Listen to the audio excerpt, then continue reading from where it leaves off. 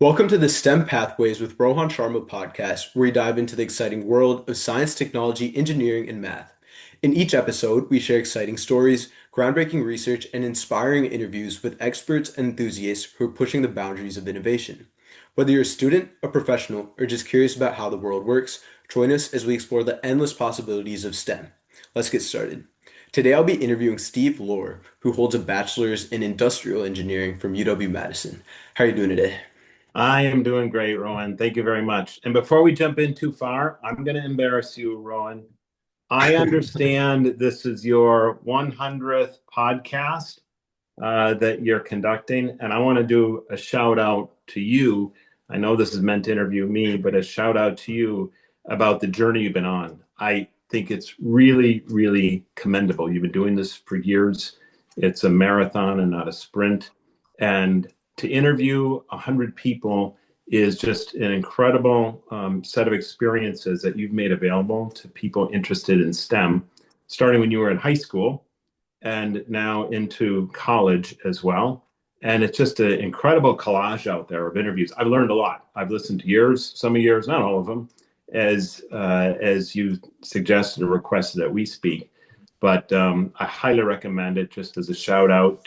You just capture a wonderful diversity of age and experience and demographics and cultural experiences, professional education, you name it. So that creates a wonderful collage as people try and figure out their STEM journey. So thank you and well done, by the way. And thank you. And I'm excited to be interviewing really impressive UW alumni for this 100th episode as well.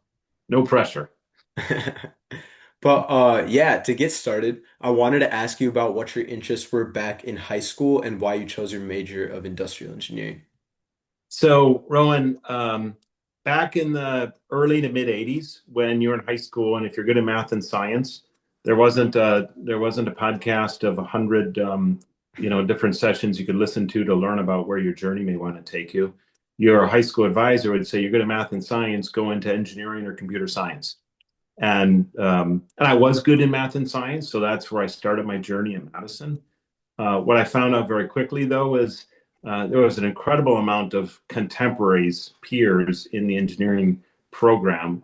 And so I was good, but I wasn't great like a lot of my peers. And my journey took a circuitous path as I tried to figure out, am I a good engineer? What's the engineering fit for me? And I actually landed on industrial engineering because I grew up in a factory, in a small cheese factory in Fond du Lac County, Wisconsin. And I've always had in my head the interest for process, efficiency, cycle time, process steps in my father's small cheese factory. So my kind of circuitous path through early engineering, figuring out what I wanted to do, kind of took me down that road. And you said you just finished physics 202 midterm. That was almost the death of me when I really had an early question in my career in college whether or not I could be a good engineer. I didn't get it. It was tough for me, but I figured out over time. Look, I don't need to use physics 202 in industrial engineering. I need to for my training to learn about problem solving and to learn about how to apply scientific method and problem solving. But it's funny you mentioned just before we started today that you just finished that exam. And it's all about a journey of discovery as we go through our education and our careers. So during your time at UW-Madison, what kind of activities were you involved in? Not a lot of extracurricular that I would like to share on the podcast. And I'm kidding, of course.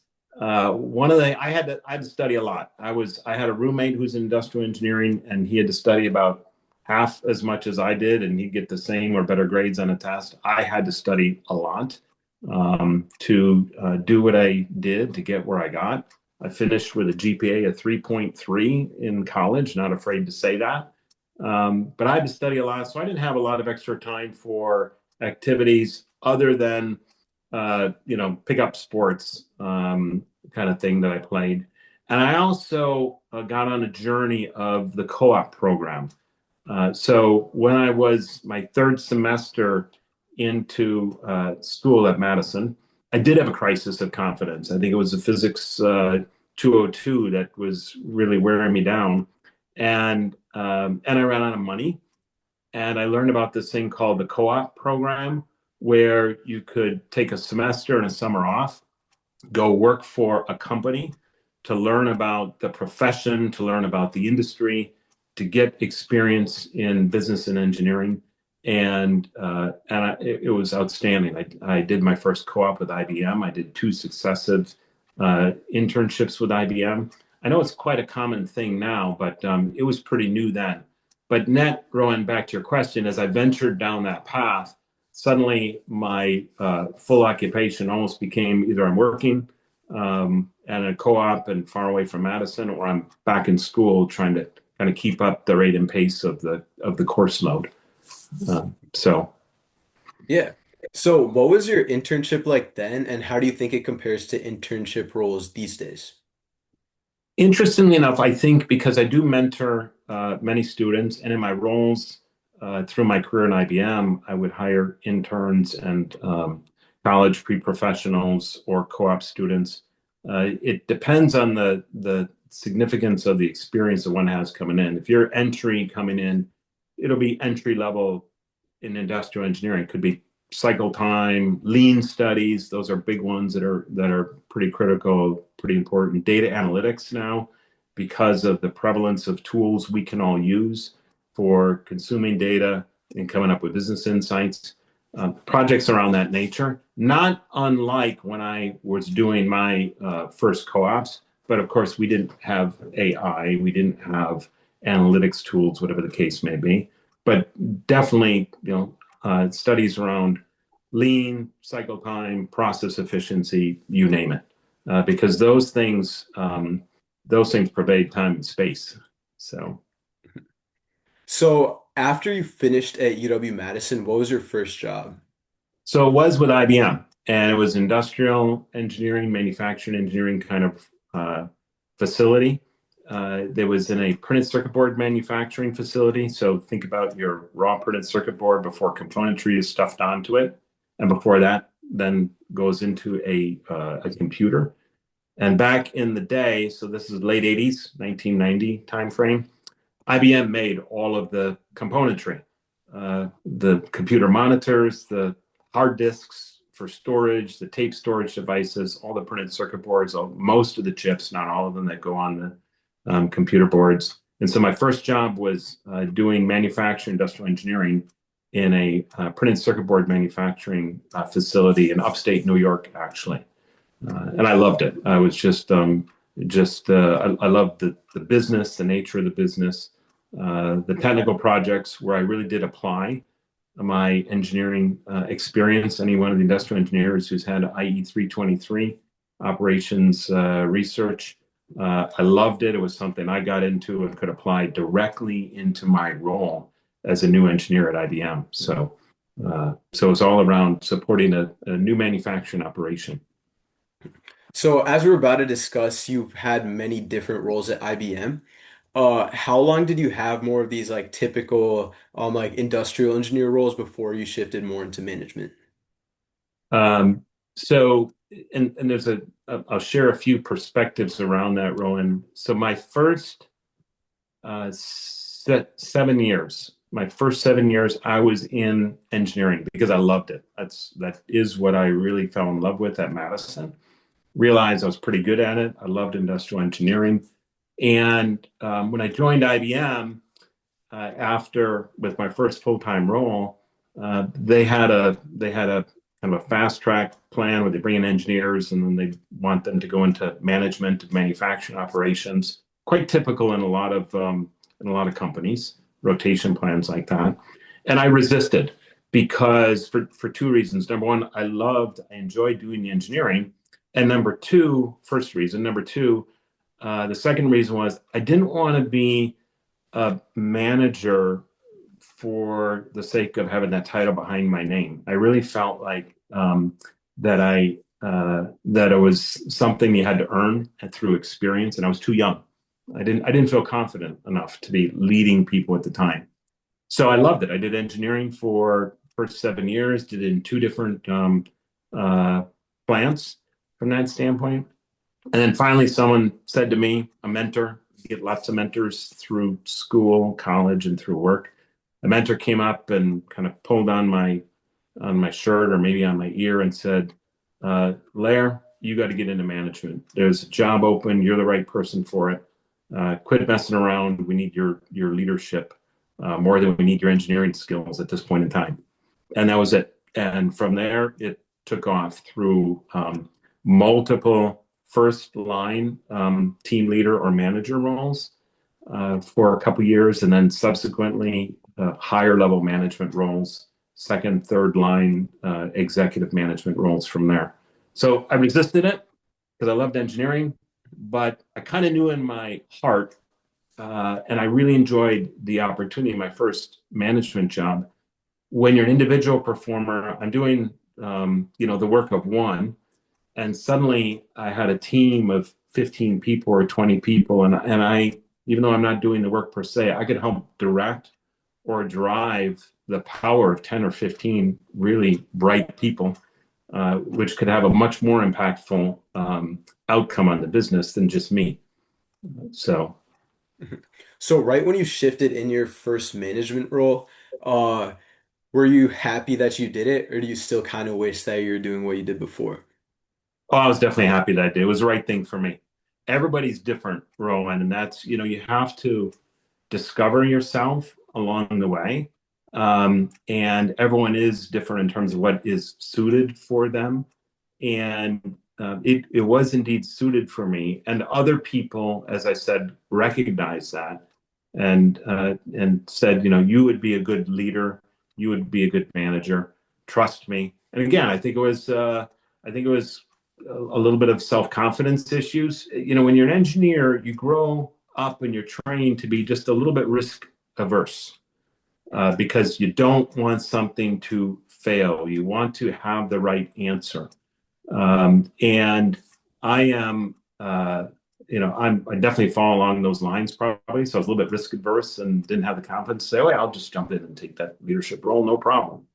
But interestingly, the thing I found out was most of the roles that I looked at from afar and said, oh, I would never want to take that role. I think it might be too hard. I don't think I'd do well. Those are roles that I ended up taking. I did take the risk.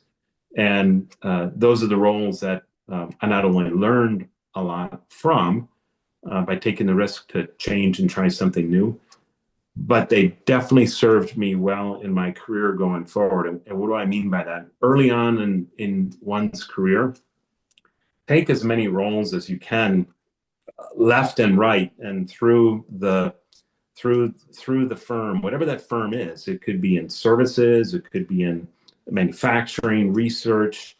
As many opportunities that there are laterally early in your career, take those, because once you get too far up in your career, in your years, it's hard to go back and take a role that is maybe left or right of you by a couple of spaces.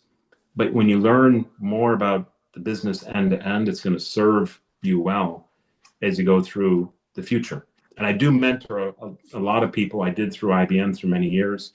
It seemed like, and I respect that, very interested and aggressive to rise up, kind of quote unquote, through the ranks. And I would tell them, look, just pause and breathe. You have a whole career in front of you. Take the opportunities to learn young in your career when you're much more mobile, and have an opportunity to do that within the enterprise. Again, whatever that enterprise is, it could be in academia, it could be in services, it could be in consulting, it could be in manufacturing, wherever it is. Mhm. So something I want to ask you about is as industrial engineering.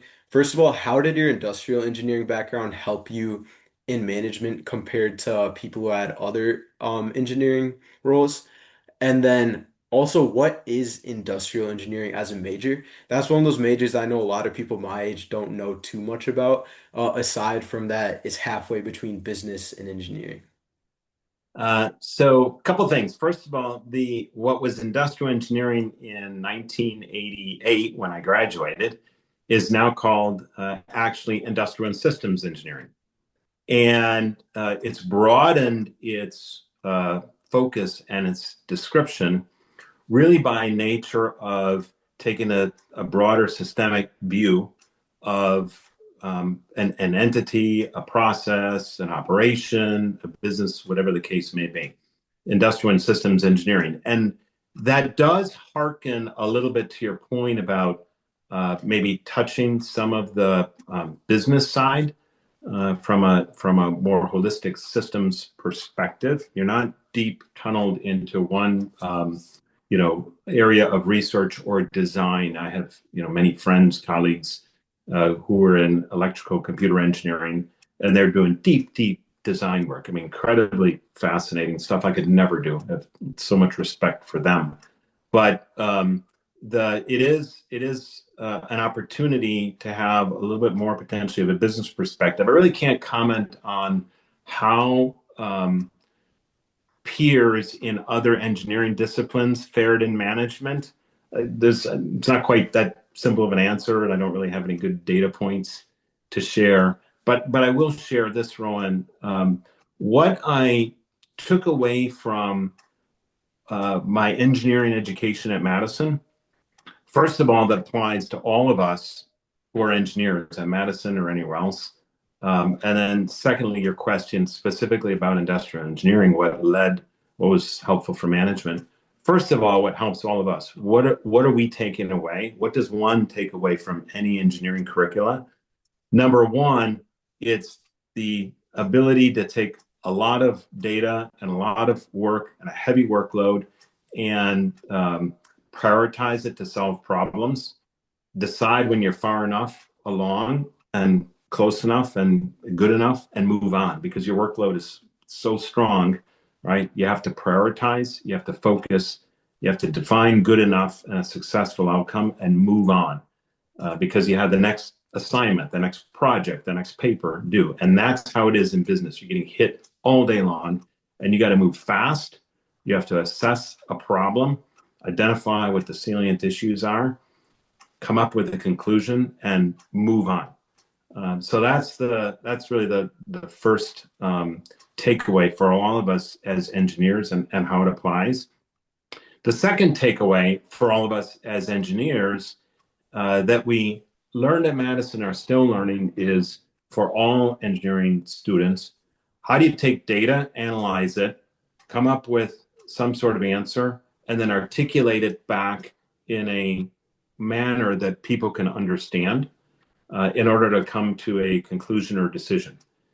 Back when I graduated, we didn't have as many classes like that, but I quickly found out but I had some in my engineering training for industrial engineering that did help with that. So being able to take on a lot of workload and prioritize. Number two, being able to look at data, look at facts, come up with a conclusion, communicate and win people over. And it's that second one, which I think I had a little more opportunity through my industrial and systems engineering training, which helped me to be successful in management. In addition to the business aspect. So I loved the micro econ classes. We had business analysis class. You have to know some of the basics of business when you're in business and into management, taking decisions and running a business. Think basic ROI, investment, return, results. That influences decision making as much as the precision of the chip or the mechanical part that was designed. All those factors come into play. And the industrial engineering degree definitely helped with some of those business related courses as well. I think it was economic analysis for engineers, by the way, was the class. And there's probably something very similar, whether it's at Madison or any of the other engineering universities, where you get some of that business perspective. So the next thing I wanted to ask you about was how your role shifted. So I guess you started out as an engineer, then you went up and were managing like a team of 10 to 15 engineers. After that, obviously you ended up as like a chief security, regulatory, and risk officer at IBM with a bunch of roles in between. Once you kind of go past managing a single team of engineers, and you're managing, I guess, multiple different teams. How different does each role feel? So when once you start managing teams of maybe 5 departments of 20 people or 10 departments of 20 people, hundreds, and they do have each will have a different remit, or they'll be related typically, obviously, right, onto one kind of functional organization. The A couple of key dimensions related to that, Rowan, is um, number one, for me as the upline leader, I loved it because now I had a much bigger budget. And again, I could decide I want to shift money and investment from this department to that department. I see a need in the business where this department needs to focus on it more than that department, or whatever the case may be. So it provides the opportunity to have a more impact, again, an even more impactful outcome on the business, as you have arms and legs, an army of smart, strong, hardworking people, and a budget that goes along with it to direct towards something in the business.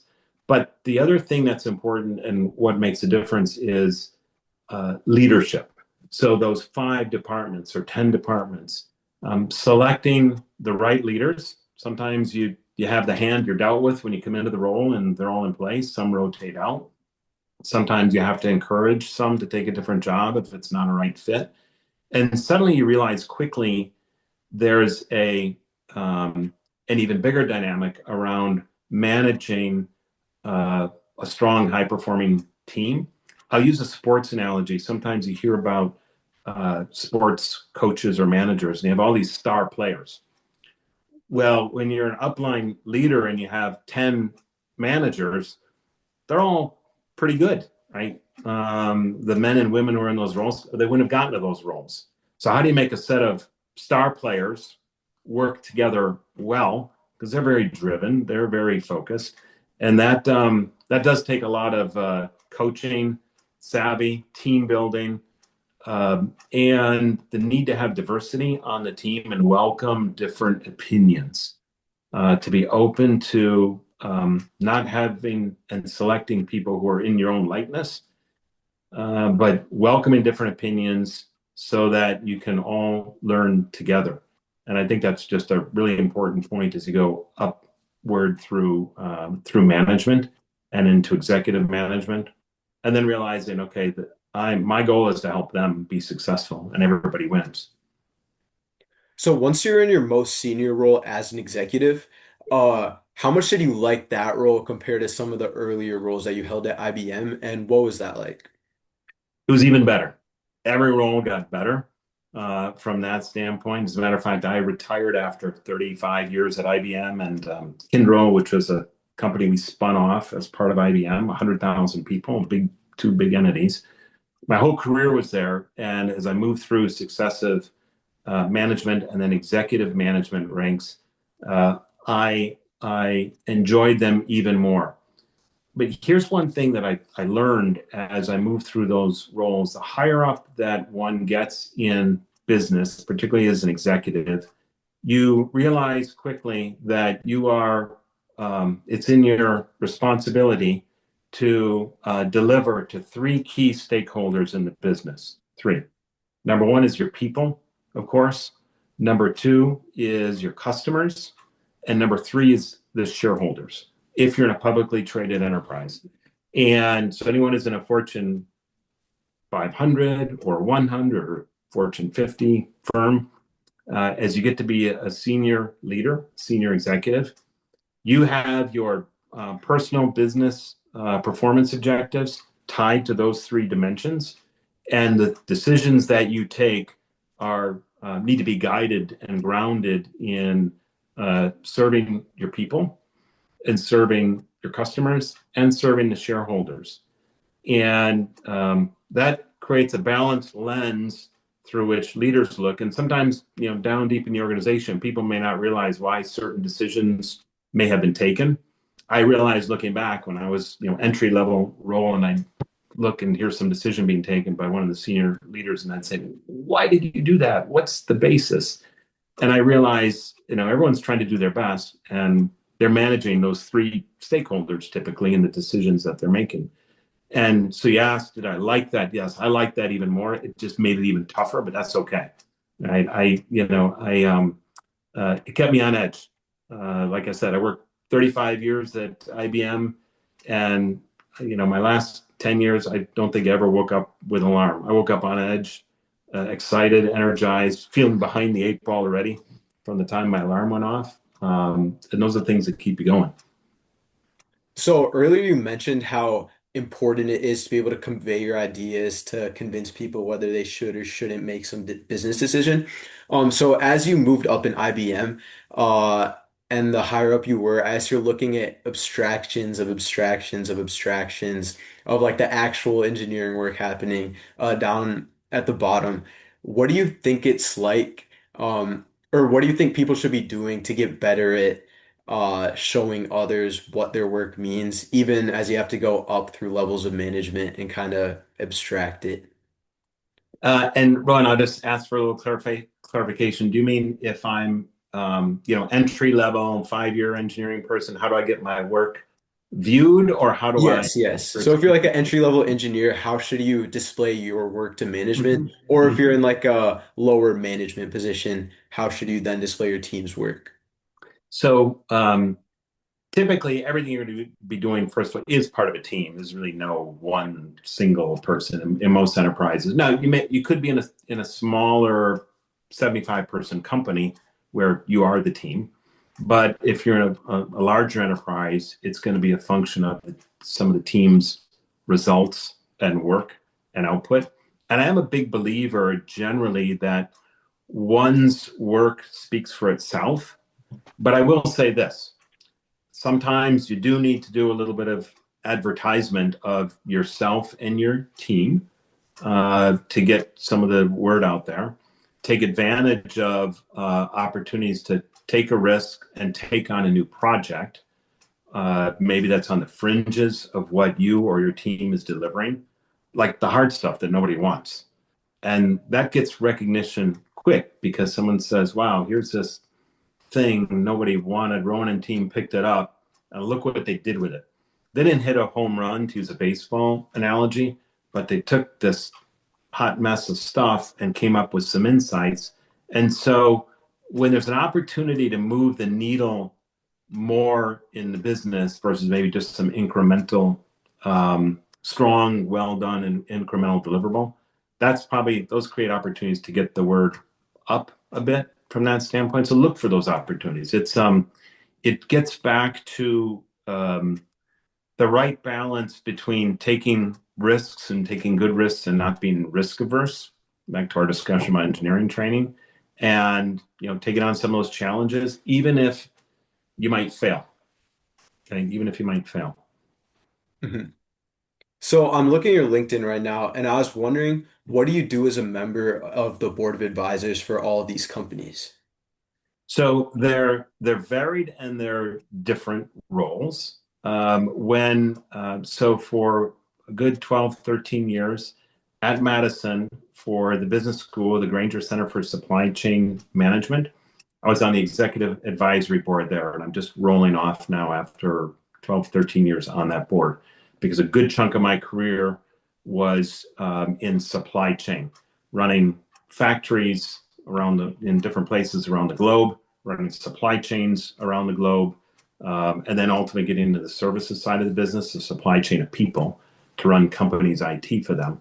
And so on the board for the Granger Center for Supply Chain Management, my focus has been reviewing and coaching and mentoring, reviewing students' kind of presentations to us, giving them coaching, giving them mentoring at our annual board meetings, also reviewing the curricula for the program and identifying if it aligns with what we see we need in industry in terms of the students and the curriculum and the content being covered as part of it.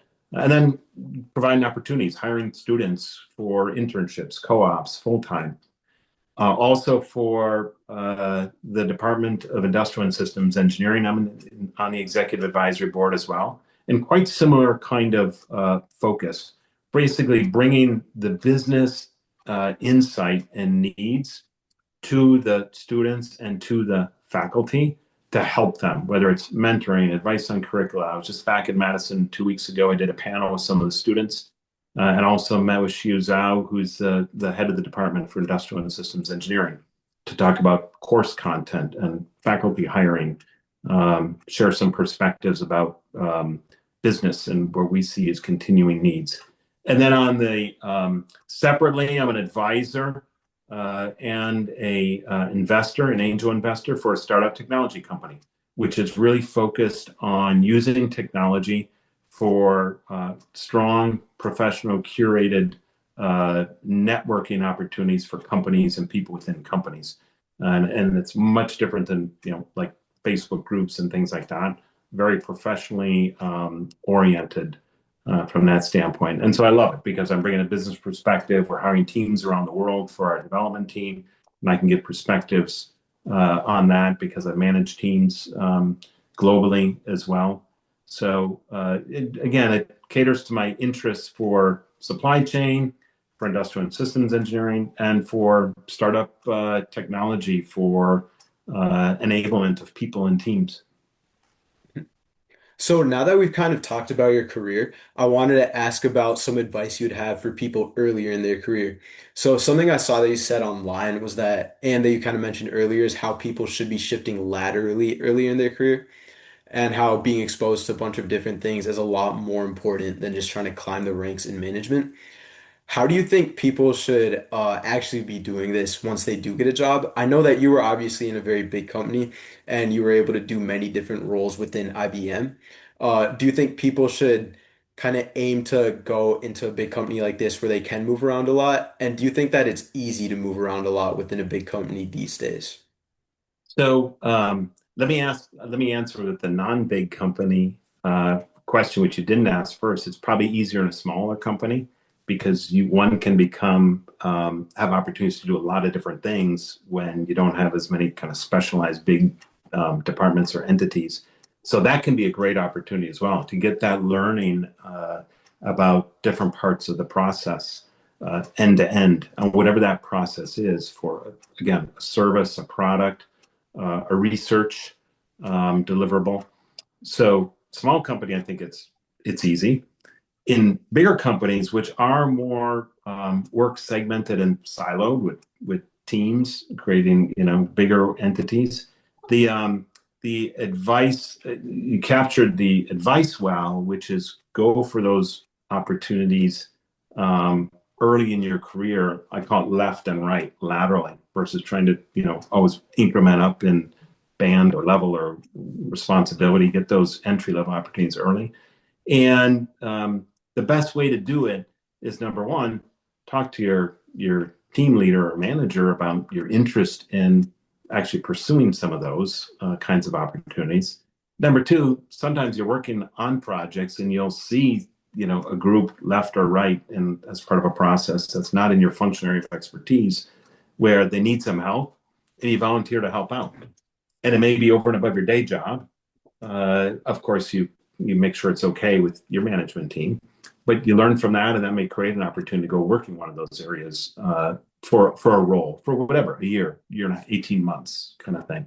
And that's what I did in both cases. The biggest thing, Ron, I'd say is you have to be open to change and learning. And I know students entering the workforce today are much more open to that, much more fast moving, much less risk or change averse. So I think that's great. I think people such as you and your contemporaries coming into business are much more well tooled and suited than I was 35, 40 years ago coming into business. But you still have to reach out and take the risk, right? So my next question is how networking should be for people who are still in college or early in their careers, what that looks like today. Um, and then what your thoughts are on platforms like LinkedIn that people are using. So networking is important all the way through one's college career, high school career now, college career, professional career, and it's not networking for networking's sake. It should be to learn, it should be to get different perspectives and insights, um, and oftentimes maybe to be thinking as a two-way street. I network and I provide mentoring to a lot of students, and I get as much knowledge back that I learn as part of it. And it's not about the number of contacts, it's about the quality of the contacts. And that kind of leads into the LinkedIn question. I think that too often in this world, there's so many optics around social media, and I'm Rowan, and I have 5,700 followers, and now I'm up to 5,800, or I'm Steve and I have 3,200 and I'm up to 33. It's not about that, because it's about the really the depth and quality of those networks.